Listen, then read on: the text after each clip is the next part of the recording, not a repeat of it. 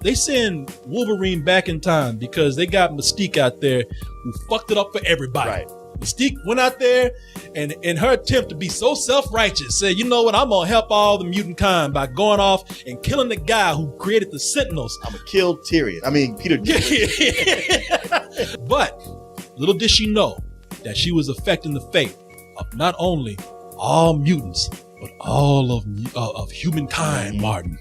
So they say, you know what? We got to send Wolverine back. Why? Because Wolverine's the one to handle shit. Yeah. They looked around and said, well, Professor, you should do it. You're the smartest. He's like, yeah, but he's the most popular character. So send him back. Yeah. Let me get this straight. You want to send the old crippled dude back in time to save the future and make a movie about it. Good luck. He's the one who's been in all the movies, so yeah.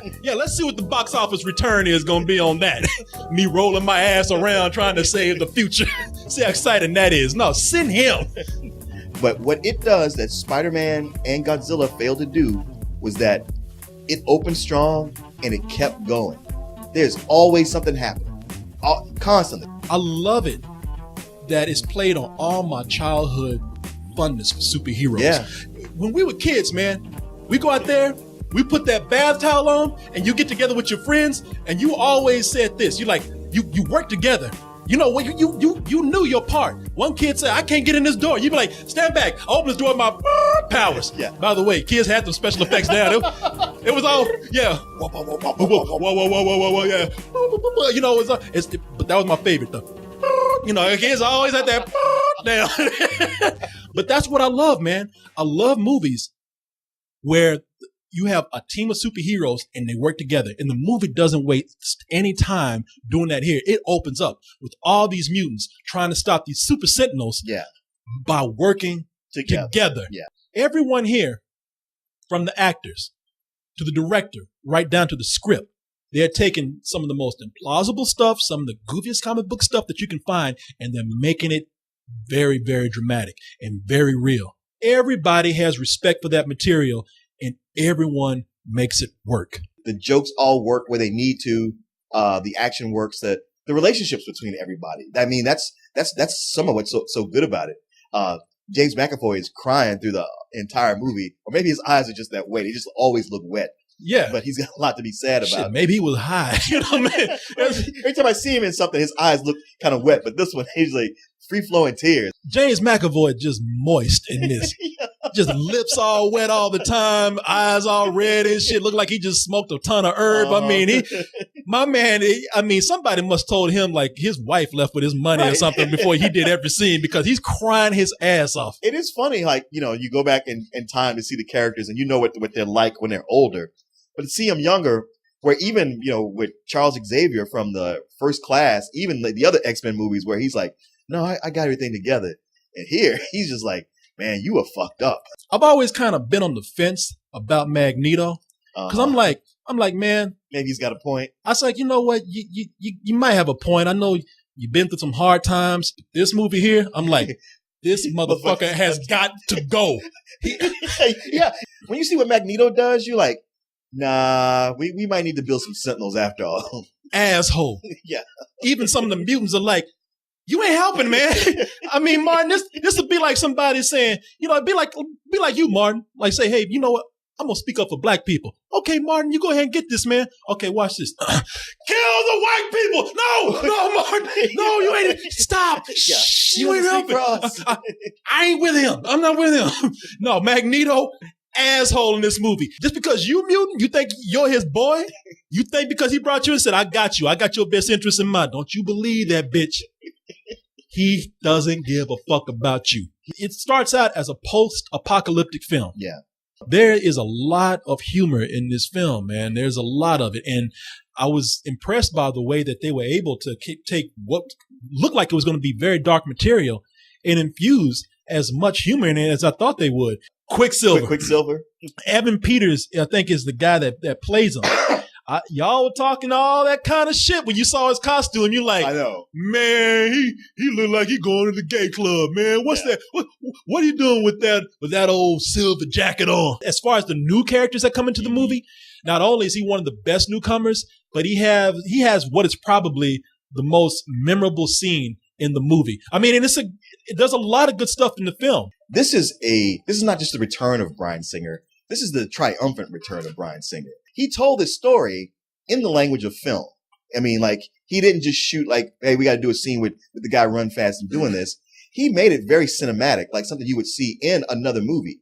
Even the way he told the post-apocalyptic future was in a language we've seen before. I mentioned the Terminator and the Matrix. The special effects were on a level that the X-Men movies have never been at before also. But, you know, it's almost like they went back in time, not to save the mutants, but to save the X-Men franchise. And I've been on a DVD. On the DVD, there's going to be a deleted scene where Wolverine goes and kills Brett Ratner, so he doesn't get just slice his ass all up. Because they pretty much in spirit did that. Until Brett Ratner is proven to be a mutant, he just starts coming back together. I live to direct again. But you know what, man? One of the things that really is great about this being a time travel film is that you get to see all these relationships that have been formed in these movies. It's always great to see what they were like or what they could have been like or how people will react to each other under different circumstances. Right. You know, people are saying, you know what?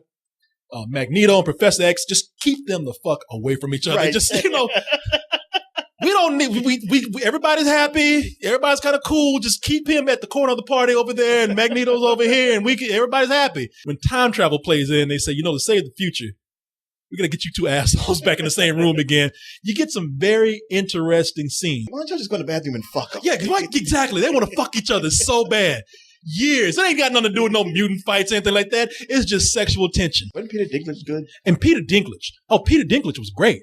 Peter Dinklage is awesome in the movie. I mean, why don't that man just hurry up and just get like real legs implanted on his ass?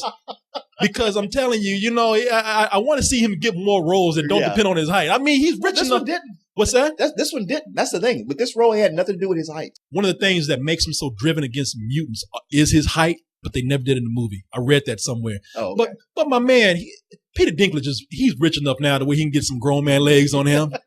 You know, go ahead and get him, man. Legs. Yeah, go ahead and get him, man. Don't wait. I know you think that you got a trademark here and everything.